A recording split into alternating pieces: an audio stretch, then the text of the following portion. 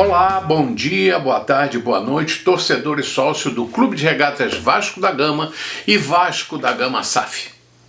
Gostaria de conversar sobre um assunto que está pegando fogo: a licitação do Maracanã, com 3 concorrentes. Um é a dupla Fla-Flu, a outra é o Vasco e a W Torre, construtora de peso que administra o estádio do Palmeiras. E a terceira é o grupo que administra o complexo Mané Garrincha de Brasília. Como acredito muito nos nossos políticos, acho que o Estado do Rio está muito preocupado com o resultado desse certame. Afinal, para um estado rico e superavitário como o do Rio de Janeiro, mais importante do que o valor que os concorrentes estão propondo pagar pelo arrendamento por 20 anos do famoso complexo esportivo é o fato de quantos jogos cada concorrente pode realizar lá. Pois é óbvio que a praça desportiva não pode ficar ociosa. Tudo muito evidente, afinal, o valor que vai entrar nos cofres do Estado para ele usar em prol do povo carioca é irrelevante se comparado com a quantidade de belos espetáculos os clubes podem realizar no seu belíssimo gramado.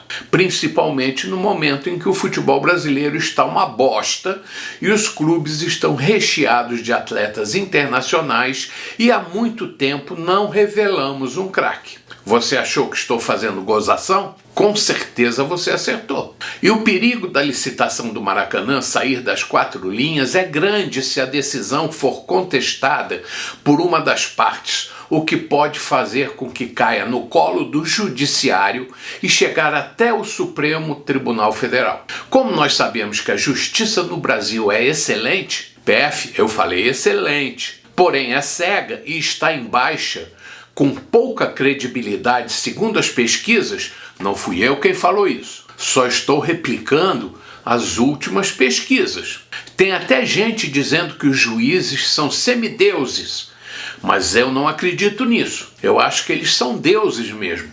E dizem que se habituaram a decidir as coisas de forma monocrática, sem contestação da outra parte. Outra coisa que eu também não acredito. Você continua achando que estou de gozação, não é?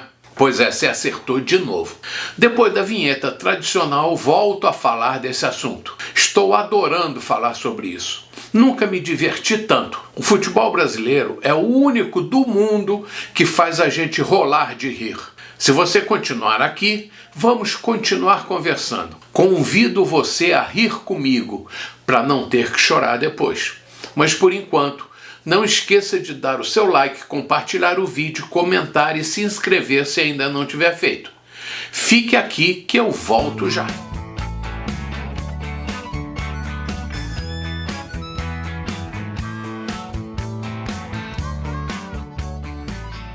Agora, falando sério, mentira. Pode continuar rindo se quiser. Bom, o processo licitatório, após mais de 1 ano de discussões e 9 prorrogações que favoreceram a dupla Fla-Flu, está em fase de abertura de propostas. E começou pela abertura das propostas técnicas, antes da proposta financeira. Eu falei abertura, porque no Brasil nada é 100% preciso e o que vai acontecer após isso ninguém sabe e nem quando.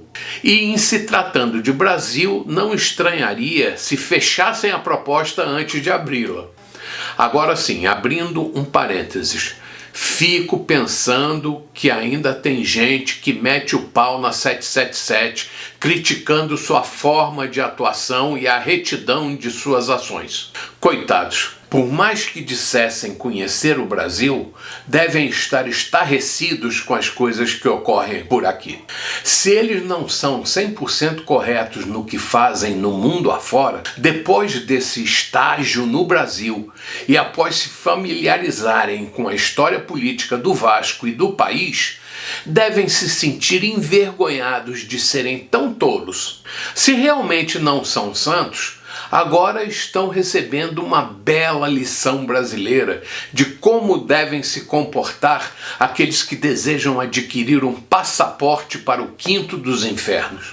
Voltando ao assunto do Maracanã, fico abismado, estarrecido e incrédulo, e nem consigo contabilizar o quanto a dupla Fla-Flu deve ter ganhado nesses mais de 4 anos que administram o estádio, pagando um valor irrisório por mês para agir como donos do imóvel que o estado do Rio de Janeiro deveria administrar para o seu povo. Segundo uma notícia do informativo Exame de 16 de novembro de 2023, o consórcio Fla-Flu está pagando provisoriamente R$ 234 mil por mês para usar o Maracanã. E segundo o site GE da Globo, em 2023, o Flamengo arrecadou líquido com bilheteria, depois de pagar todas as despesas relativas aos jogos, o valor de aproximadamente 60 milhões de reais.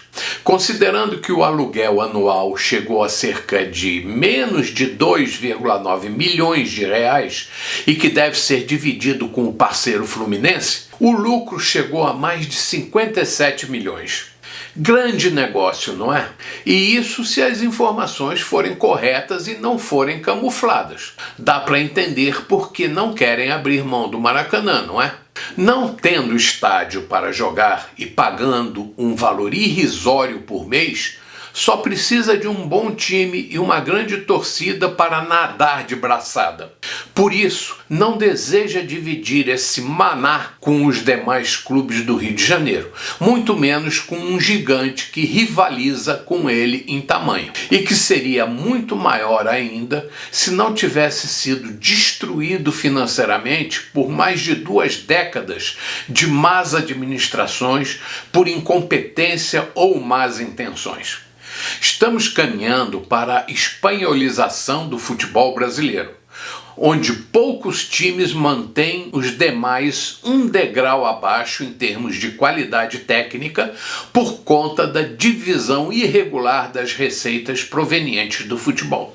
Mas o Vasco, pelo seu passado de lutas e glória, quase destruído pelos cartolas sanguessugas, parece estar reagindo. E se os americanos são bobinhos em acreditar em tudo que dizem para eles, parece que a SAF vascaína brasileira está bem aparelhada para enfrentar a dupla Fla-Flu, que usa o Maracanã como galinha dos ovos de ouro. A sacada de colocar o Santos, que vai ter Vila Belmiro em reforma, e o Brusque, que passou para a Série B do Campeonato Brasileiro, ambos em condições de participar da licitação para preencher o quesito de jogos necessários para receber a pontuação máxima no item da proposta técnica da licitação, tira a vantagem desleal que a dupla dos queridinhos da mídia e, ao que parece, do governo do estado tinham. Afinal, com a dupla Fla-Flu lado a lado e o Vasco sozinho de outro, ficava muito fácil para a dupla preencher o número máximo de jogos no Maracanã e receber a pontuação máxima nesse quesito, que, aliás, e eu acho que propositalmente, possui 60% de peso no processo final para a escolha do vencedor. Como em nenhum lugar do edital há restrição de participação de clubes de outros estados para preencher este espaço, bastou conseguir a anuência explícita dos 2 clubes citados para compor a grade máxima de jogos possíveis de acontecer usando o estádio do Rio de Janeiro.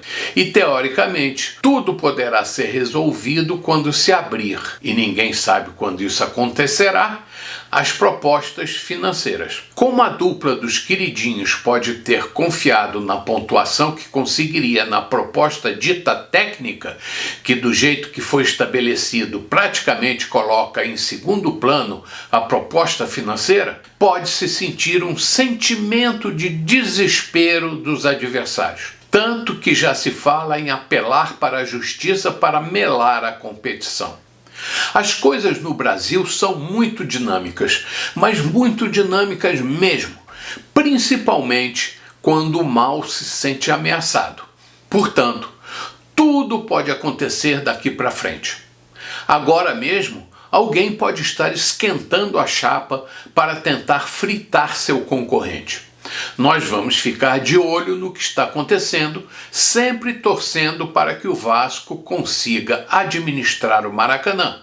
Afinal, a SAF vascaína é inclusiva e oferece aos adversários, em condições de igualdade, o direito de utilização do estádio. Aliás, coisa que atualmente o Vasco só consegue através de ações judiciais, mesmo tendo sido o primeiro campeão do Maracanã. Estou de olho na confusa licitação do Maracanã e continuo fuçando a situação da difícil reforma de São Januário.